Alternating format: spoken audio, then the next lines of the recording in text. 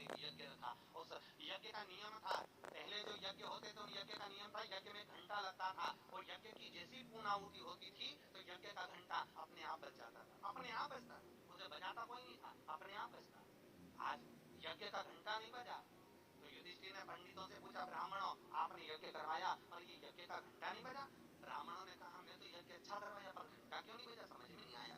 तब इतने में ब्राह्मणों में से एक ब्राह्मण यज्ञाचार्य ने कहा, मुझे लगता है यज्ञ दो तरह का होता है, एक यज्ञ जो अग्नि में साकल्य दी जाती है तो अग्नि देवता प्रसन्न होते हैं, और दूसरा यज्ञ वो कि भंडारा किया जाए और लोगों के मुंह में भोजन दिया जाए, वो यज्ञ भी प्रबल होता है। महाराज हमको लगता है यहाँ दोनों यज्ञ हुए, एक यज्ञ आहुतियों का, एक यज्ञ भंडारे का। मुझे लगता है भंडारे में कोई भूखा नहीं गया, कोई भूखा है तो भूखे व्यक्ति को ढूंढो।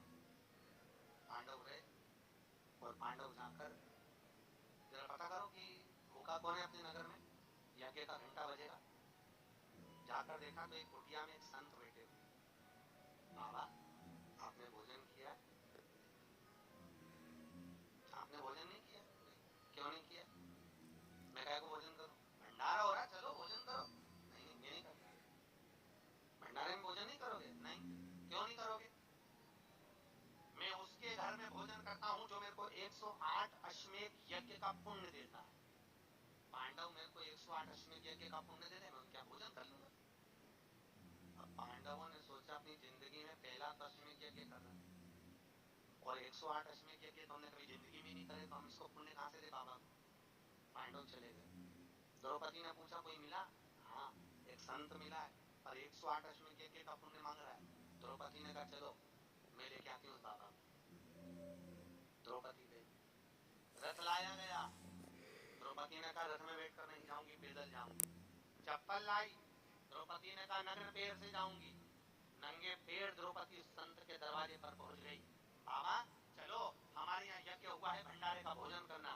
बाबा कहते हैं, द्रौपदी तुझे मालूम नहीं, मुझे 108 अश्वमेध यज्ञ का पुण्य दे दे, मैं तेरे यहाँ भोजन कर लूंगा। द्रौपदी ने कहा, लो बाबा संकल्प छोड़ती हूँ और 108 अश्वमेध यज्ञ का पुण्य तुमको देती हूँ। संत ने कहा, द्रौपदी तेरे पति ने तो कभी पूरे यज्ञ नहीं करे, तूने कब कर लिए? द्रौपदी बोली, बाबा मैंने सुना है मेरे कृष्ण के मुख से, जब कोई व्यक्ति अपने घर से निकलकर किसी संत के दरवाजे पर, किसी कथा के पंडाल में, किसी मंदिर पर, किसी तीर्थ में पैदल पैदल जाता है, जितने कदम चलकर जाता है उतने अश्वमेध यज्ञ वो अपने जीवन के कर लेता है, उतने अश्वमेध यज्ञ वो अपने जीवन के करता है। और द्रौपदी ने कहा, बाबा मैं तुम्हारे दरवाजे पर चलकर आई हूँ, 18,000 कदम मैं चलकर तेरे दरवाजे पर पहुंची हूँ, उसमें से 108 अश्वमेध यज्ञ तुमको देती हूँ। संत उठकर खड़ा हो गया, द्रौपदी के यहाँ गया, भोजन करा तो यज्ञ का घंटा बज गया। यज्ञ का